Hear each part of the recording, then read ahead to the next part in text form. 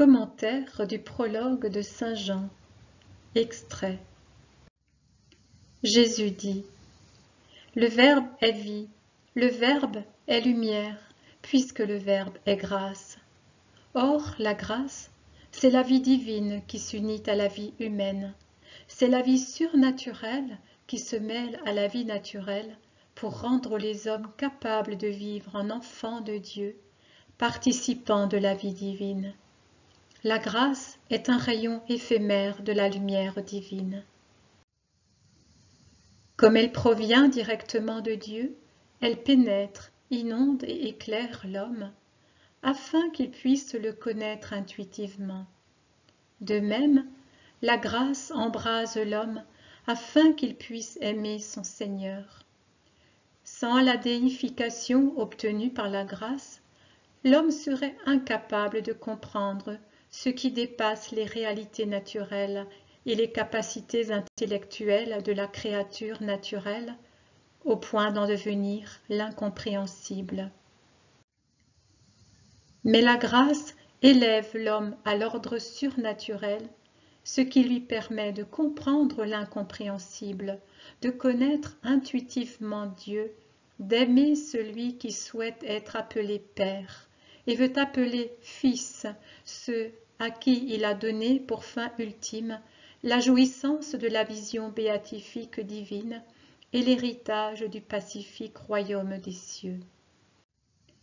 Jean le Baptiste n'était pas la lumière, mais en raison de la grâce qu'il avait reçue alors qu'il était encore dans le sein de sa mère et qu'il a gardée avec l'innocence et la pénitence parfaite de sa vie, il était en mesure de reconnaître la lumière cachée dans la chair de l'homme.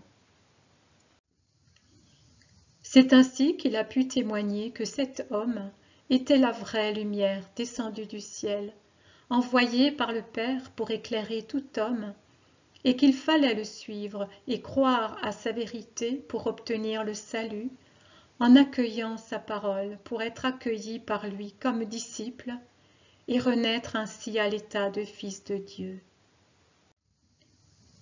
Ce que la lumière très sainte, le Verbe, a donné aux hommes, dépasse infiniment ce que Moïse a obtenu pour eux.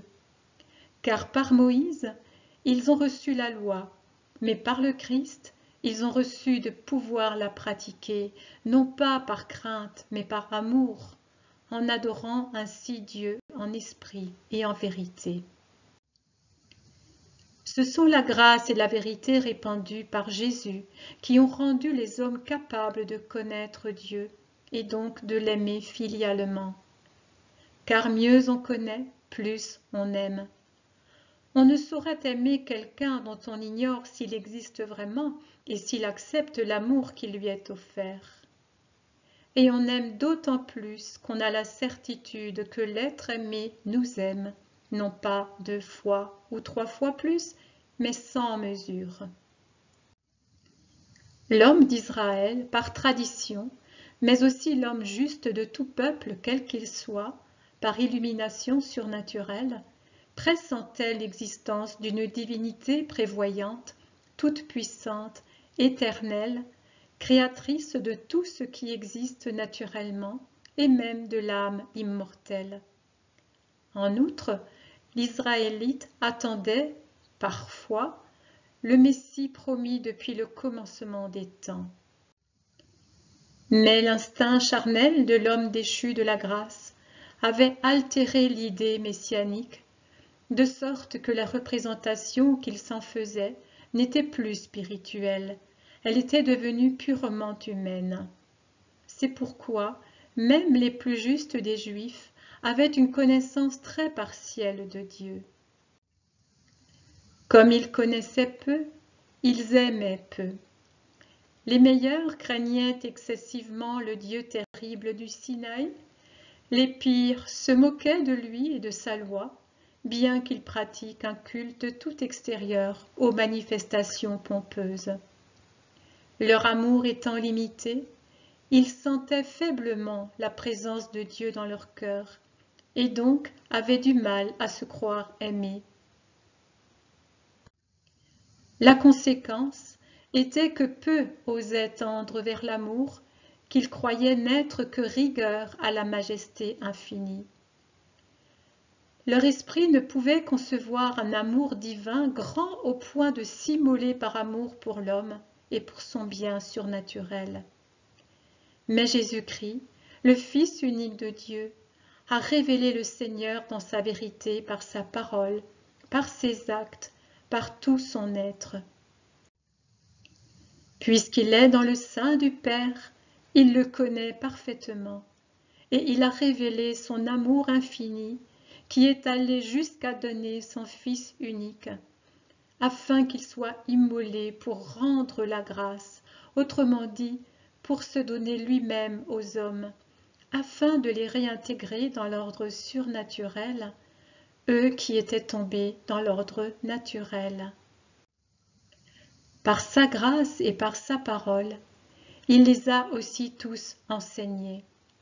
En tant que Dieu, comme le disent les prophètes, afin que tous connaissent le tout. Et par sa vie entière de Fils de l'homme, de Maître et de Rédempteur, afin que tous connaissent le Père, qui est Dieu et Père universel.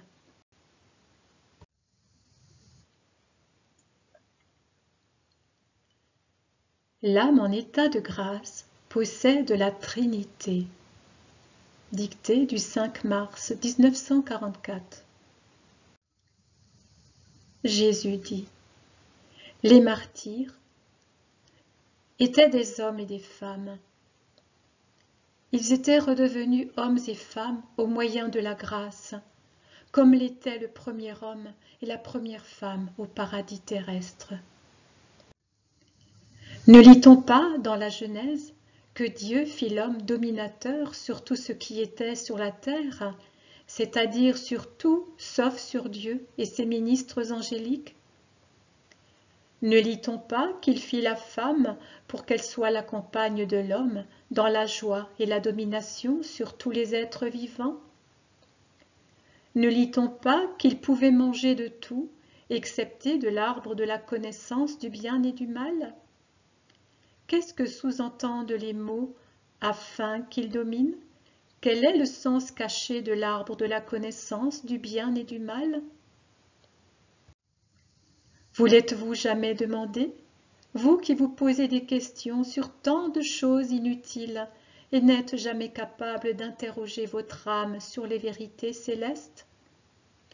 Votre âme vous le dirait si elle était vivante, elle qui, quand elle est en grâce, est tenue comme une fleur entre les mains de votre ange gardien, et est semblable à une fleur baisée par le soleil et baignée par la rosée de l'Esprit Saint, qui la réchauffe et l'illumine, l'irrigue et l'orne de lumière céleste. Que de vérité votre âme vous dirait, si vous saviez converser avec elle, si vous l'aimiez en voyant en elle celle qui vous fait ressembler à Dieu, qui est esprit, comme votre âme est esprit. Ne vous ai-je pas dit, si quelqu'un m'aime, il gardera ma parole, et mon Père l'aimera, et nous viendrons vers lui, et nous nous ferons une demeure chez lui? L'âme en état de grâce possède l'amour, et, en possédant l'amour, elle possède Dieu, c'est-à-dire le Père qui la garde, le Fils qui l'enseigne et l'Esprit qui l'éclaire.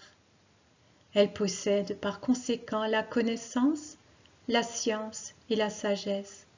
Elle possède la lumière. Pensez donc aux conversations sublimes que votre âme pourrait entretenir avec vous. Ce sont celles qui ont empli les silences des prisons, des cellules, des ermitages, des chambres des malades saints. Ce sont celles qui ont réconforté les prisonniers en attente du martyre, les cloîtrés à la recherche de la vérité, les ermites assoiffés de connaître Dieu par anticipation. Ce sont encore celles qui ont encouragé les malades à la patience, mais que dis-je, à l'amour de leur croix.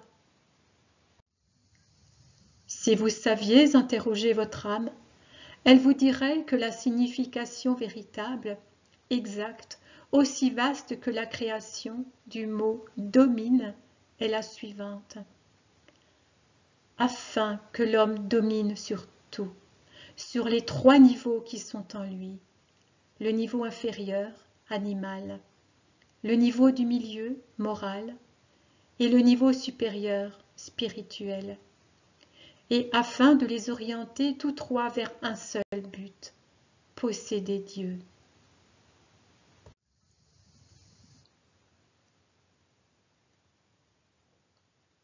Présence sensible de Dieu. 2 juillet 1944. Jésus dit à Maria Valtorta: « Ne nous cherche pas anxieusement, nous sommes avec toi. » Il fut permis une fois à Marie de chercher son Dieu perdu, son Jésus, mais c'était un accident. Marie possédait Dieu avant même d'en être la mère, puisque Dieu est toujours là où se trouve la grâce.